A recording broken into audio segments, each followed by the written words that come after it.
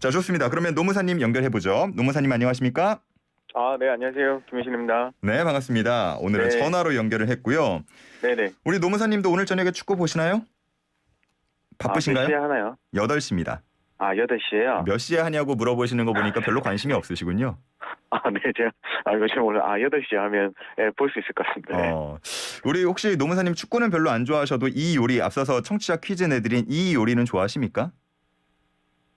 어떤 요리 말씀하시는 국민 거죠? 간식의 대명사인 닭 요리와 맥주를 함께 먹는 이것. 좋아하죠. 예. 이거는 좋아하십니까? 네, 그거 없어서 못 먹죠. 네. 그렇군요. 네. 자, 네네. 1번 동맥, 2번 정맥, 3번 치맥, 4번 부정맥인데 힌트를 좀 주신다면요? 아니, 너무, 좀 어이가 없나요? 네. 네, 이 요리, 닭 요리하고 먹으면 엄청 맛있습니다. 네. 알겠습니다. 그 예, 정도 성인분들, 그 대신에 성인분들만 드실 수 있습니다. 네. 성인만. 그렇죠. 네네. 뒤에 붙는 게 이제 미성년자는 안 되죠. 맞습니다. 네. 좋습니다. 오늘 본격적인 주제로 들어가 볼 텐데요. 직장인들 최대 관심사가 아무래도 휴가겠죠. 네, 근데 맞아요. 휴가도 뭐 제도 법적인 뭐 이렇게 그 규정된 게 있습니까? 네, 사실 법에서 정해놓은 게 있고요. 회사 네. 자체에서 정해놓은 게 있거든요. 예. 법에서 정해놓은 걸 법정휴가라고 하고, 네. 이제 회사에서 정한 걸 약정휴가라고 하는데, 사실 이제 법에서는 저기 어떤 요건이 충족되면 근로의무를 면제하는 건데요. 여기서는 이제 우리가 다 너무나 잘 알고 계시는 연차휴가, 뭐 보상휴가, 우리 여성분들에게만 해당되는 생리휴가, 그다음 출산 전후휴가, 누구는 또 배우자 출산휴가, 난임치료휴가, 뭐 가족돌봄휴가, 이게 휴가라는 명칭을 가진 입법정 휴가들이거든요. 예. 이런 게 있고요. 사실 또 이제 약정휴가, 아까 말씀드린 회사의 재량에 의해서 그 제공되는 휴가는 뭐 우리 말씀을 경조사 휴가, 뭐 병가, 뭐 여름 휴가, 뭐 이런 것들이 있겠습니다. 앞서서 지난주였나요? 병가가 약정 휴가라는 말씀 해주셨던 거 기억이 나는데 네. 하나하나 이렇게 배워가는 재미가 있는 코너입니다. 네. 먼저 연차 휴가부터 살펴볼 텐데 연차제도 쭉 설명을 해주신다면요? 연차를 사실 이제 매일 쉽게 설명드린다고 하면서도 아리송하게 설명드릴 수밖에 없는 난해함을 좀 이해해 주시고요. 네네. 그럼에도 뭐 쉽게 말씀드리면 우리 두 종류로 나눕니다. 근속 1년 미만 기간의 동안에는요. 1개월 만근하면 하루의 휴가가 발생하고요. 요건 최대 11일입니다. 대신에 입사 2년 차부터는 발생하지 않아요. 예. 네, 요게 이제 소위 말하는 우리 예전에 있던 월차라고 얘기하는 거고요. 그다음에 또 입사 1년이 되는 해에는 15일이 발생하고 그 15일을 가지고 1년 동안 사용할 수 있는 거거든요. 그러면은 신입사원이 이제 들어가서 1년이 지났어요. 그러면 1년 1일이 되는 날에는 10일 더하기 15일이 발생합니까? 아까 말씀드린 10일에 1년 미만 기간 동안에 발생했던 휴가들은 이미 다 1년 내로 사용을 했어야 되는 거고 사용 안 하시면 원칙적으로는 1년하고 그 1일째 되는 날 그 돈으로 연차 미사용 수당으로 돈으로 11일분은 지급이 돼야 되는 거예요. 그렇군요. 그렇기 때문에 돈으로 지급 안 하고 회사와 우리 근로자분들끼리 당사자 간의 약정에 의해서 그걸 이월시켜서 사용하실 수 있게 만들어도 되는 겁니다. 그럴 경우에는 이제 11 더하기 15가 되는 거고요. 그렇죠. 네네, 맞습니다. 그럼 만약에 이제 그 연도 중간에 1월이나 12월 뭐 이럴 때가 아니고 갑자기 5월, 6월 이렇게 입사를 하게 되면 어떻게 되나요? 아까 처음에 말씀드린 게 이제 우리 입사일 기준이라고 해서 뭐 5월 어느 날 입사하셨다고 하면 내년 다음에 5월 그날 전날까지 해서 1년으로 잡아서 계산을 하면 되는데요. 근데 우리는 이제 그 직원 수들이 많기 때문에 일일이 다 입사일 기준으로 산정하기 어려운 경우들이 있잖아요. 이럴 때는 회계연도 기준으로 연차 휴가를 부여해도 무방합니다. 이 연도 중에 입사하신 분들은 다음에 1월 1일에 발생하는 휴가가 계산하시면 되는데 이때는 재직 월수에 비례해서 산정하게 돼요. 그러니까 만약에 7월 1일에 입사하셨다고 하면 그 15일 곱하기 그 재직 월수는 6개월이니까 6개월 나누기 12월 요렇게 되거든요. 그래서 1월 1일에는 그 계산한 7.5일 정도를 부여를 받고 그걸 가지고 1년 동안 사용하시면 되고요. 대신에 이분은 연도 중에 입사하셨으니까 아직까지 1년이 안 되셨잖아요. 근속 1년이. 이와는 별도로 1개월 만근하면 하루 휴가가 생기면 그것을 다시 사용할 수 있는 권한까지 가지게 됩니다. 근데 만약에 이렇게 나누다 보면 예를 들어 뭐 7.3일이 될 수도 있고 7.6일이 될 수도 있고 이럴 때 그 소수점은 어떻게 처리합니까? 그거는 이제 시간 단위로 부여하셔도 되고요, 회사에서. 아니면 그걸 올림 처리하셔도 되는 거고 그렇습니다. 버리면 안 되는 거고요. 버리면 근로자한테 불리하잖아요. 그렇죠. 네, 시간이더라도. 네. 그건 안 되는 거고. 네네. 시간으로 환산해서 하시는 게 제일 원칙적인 거고요. 그 다음에 뭐 올림을 해서 반차를 해주신다거나 하시면 돼요. 근데 방금 말씀하신 그 반차라는 개념 있잖아요. 네. 직장인분들은 뭐 일반적으로 많이 사용하는데 이게 뭐 법적으로 정해놓은 건 아니라고 들었는데 맞나요? 맞습니다. 원래 연차 휴가는 뭐 다른 게 없는 이상 원칙상 1일 단위 사용이에요. 1 단위 사용이거든요. 예.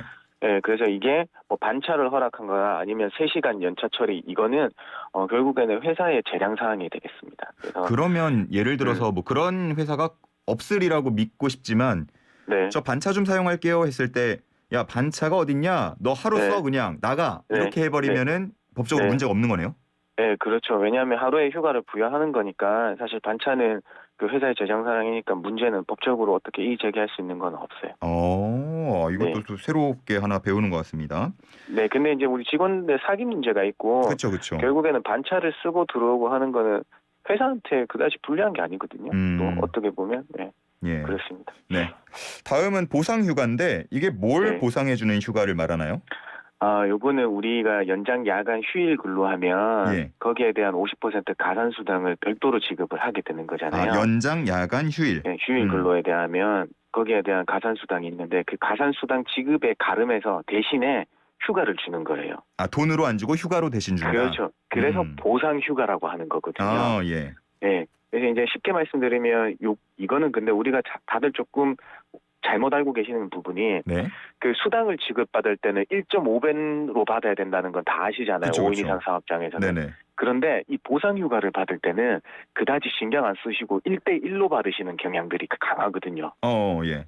네, 원래는 이제 쉽게 말씀드리면 만약에 연장 근로를 4시간 했어요. 그러면 4 곱하기 1.5면 6시간 분치는 수당으로 받게 되는데 그렇죠.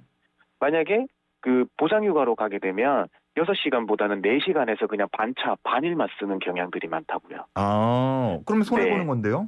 근로자 입장에서는? 그렇죠. 네, 그래서 이걸 그다지 신경 안 쓰시고 계시는 부분들이 많아요. 그래서 이제 보상휴가는 그냥 회사가 뭐 강제적으로 다 시행할 수 있는 건 아니고요. 그 회사 대표하고 근로자 대표하고의 서로 보상휴가 합의에 의해서 이루어지는 겁니다. 그럼 예를 들어 그 수당으로 줄 때는 1.5배를 안 곱하고 주면 문제가 되잖아요. 임금체불이죠. 예. 근데 만약에 이거를 이제 보상휴가로 줄 때는 그거를 산정을 안 하면 문제가 없나요? 아니죠. 결국에는 0.5에 대한 미지급한 그 시간에 대한 임금체불은 별도로 발생하는 거죠. 문제가 분명히 되는 게 맞는데 일반적으로는 그냥 저 그 일한 만큼 다녀올게요. 뭐 이렇게 하는 경향이 많다는 거죠. 네, 그냥 이제 우리가 알면서도 모른 척 하시는 분들도 많고 그냥 그러려니 하시는 분들이 많아요. 아니 진짜로 만약에 유야무야 넘어갑니다. 그렇군요. 이것도 바뀌어야 되는 우리 문화 중에 하나겠네요. 원래 계산은 제대로 해야죠. 그러니까요. 계산은 제대로 해놓고 거기에 대해서 양해가 있으면 있어야 되는 거지. 계산부터 왜곡이 있으면 안 되잖아요. 근데 이게 직장인이 되면 약간 뭐 연차 휴가도 그렇고요. 특히나 이런 보상 휴가는 눈치 보는 것 때문에 못 사용하는 경우가 많은데 맞아요. 그렇지 않나요? 사실 뭐 휴가가 많이 생기는 거에 대해서는 뭐 더 쓰고 이런 거에 대해서 사업주 입장에서는 별로 뭐 탐탁치는 않죠. 그런데 회사 입장에서 보면 그 비용을 줄인다는 측면도 있고 뭐 근로자는 휴가를 늘려서 노동의 재생산을 한다는 그런 이점들도 있거든요. 그래서 뭐 사실 이제 보상휴가제 문제되는 게 뭐 몇 시간 휴가가 발생하는지인데 뭐 150% 지급해야 된다. 아까처럼 그냥 1대1로 지급하는 경우들이 제일 많거든요. 여기에 대해서 서로 선순환을 먼저 생각을 해주시면 회사는 비용적인 측면도 줄이고 우리 근로자분들은 좀 더 휴식을 취하고 하는 부분들이 있기 때문에 좀 많이 활용됐으면 좋겠어요. 제 입장에서. 그렇군요. 우리 슬기로운 라디오 생활 청취자분들께서 항상 이렇게 노무 관련해서 자세하고 친절하게 얘기해주는 사람 누구냐 해가지고 유튜브를 통해서 많이 들어오시거든요. 그러세요? 근데 유튜브에 이제 노무사님 사진 걸려 있는데 우리 8359님께서 제작진이 혹시 노무사님 안티인가요? 유튜브에 사진 대박인데요? 라고 하십니다. 혹시 보셨습니까? 본인이? 아니요, 제가 보지는 못했는데 왜 어떤 게 올라갔는지 모르겠네요. 혹시나 보고 마음에 안 드시면요 사진 한 장만 다시 보내주세요. 네, 알겠습니다. 제가 봐도 저번에 화상으로 연결할 때보다 좀 그렇습니다. 네, 잘 나온 사진 하나 보내주세요. 알겠습니다. 네, 좋습니다. 네. 이어서 살펴볼 휴가는 생리휴가인데 이것도 네. 자세히 좀 설명 좀 해주세요. 요거는 우리 여성 근로자분들 같은 경우에는 이제 다 알고 계세요. 근데 이제 저도 이게 되게 불합리하다고 생각하는 게 어떤 거냐면 네. 이게 뭐 놀라시겠지만 5인 이상 사업장에서만 적용된다는 거예요. 아하. 예, 이게 왜 그렇게 규정해놨는지는 모르겠어요. 이게 저도 당연히 다 적용될 줄 알았는데 법에서는 근로자 5인 이상 사업장에만 적용된다는 사실이고요. 더군다나 이제 무급이라는 사실입니다. 예, 그래서 뭐 요거는 법에서 정해놨으니까 제가 더 이상 말씀드릴 건 아닐 것 같고 대신에 조금 실무에서 불합리하게 이루어지는 건 어떤 거냐면 이걸 사용함으로써 이제 생리휴가를 사용하니까 이게 무급이니까 네. 마치 결근으로 인식을 해서 아. 주유 수당을 공제하는 회사들이 있거든요. 아, 그래요? 네. 오. 네. 절대 그러시면 안 된다는 점 먼저 말씀드리고 만약에 월화수목금 중에 수요일 날 그 생리휴가를 사용하셔서 그날을 무급으로 됐다고 하면 네네네. 다른 월화 목금 중에 결근이 있는지 여부에 따라서 주유 수당일 공제해야 되는지가 달려 있는 거지. 수요일 날 그 휴가를 사용했다고 해서 무조건 주유 수당을 공제하시면 안 된다라는 점을 알려드리겠습니다. 이거는 꼭 참고를 하시면 좋을 것 같고 이거 한 달에 하루인 거죠? 그렇죠. 한 달에 하루예요. 네. 그리고 배우자 출산 휴가도 있어요. 이거는 어떻게 사용할 수 있나요? 요거는 이제 총 10일이라는 건 다 알고 계세요. 그 다음에 유급이라는 것도 이제 웬만하면 다 알고 계실 거예요. 근데 한 가지 더 잘 모르시고 계시는 부분이 이 10일 중에 배우자 출산 휴가의 10일은 그 토요일하고 일요일은 휴가 일수에 포함되지 않는다는 겁니다. 그러니까 월화수목금 하고 또 월화수목금까지. 그렇죠. 예. 그렇게 10일을 사용하시는 거예요. 그런데 우리 여성들이 가는 출산 휴가는 출산휴가 90일인데요. 거기에는 토요일, 일요일 날 공휴일 모두가 다 포함돼요. 역일상 일수기 때문에 그 90일에는 이런 게 다 포함되지만 우리 이제 다 사모님이고 남성분들이 배우자 출산휴가를 사용하게 되는데 이분들은 토요일이나 일요일에 포함되지 않는다. 그래서 토요일이나 일요일 출산하셨으면 바로 출산휴가가 들어가는 게 아니고요. 월요일 날부터 배우자 출산휴가 신청하셔서 사용하시면 된다라는 겁니다. 요것도 모르셨던 분들한테는 상당히 좋은 팁이 될 것 같고요. 네. 그 다음에 난임 치료 휴가라는 거 있어요? 네, 맞아요. 이게 이제 임신에 어려우신 분들에 대해서 이제 난임 치료 휴가라는 걸 마련해놨는데요. 네, 조금 부족하긴 해요. 사실 연간 총 3일을 이제 연간 3일이요? 연간 총 3일 사용할 수 있도록 했는데 그마저 그 3일 중에 1일만 유급으로 처리해 주도록 되어 있습니다. 예. 대신에 이제 신청 기한이라는 거는 그냥 난임치료 휴가 사용일에도 이제 급하게 가셔야 되면 휴가 내서 바로 가실 수 있고 내면 이제 사용자는 무조건 허가해야 되는 거고 이제 그렇게 규정되고 있습니다.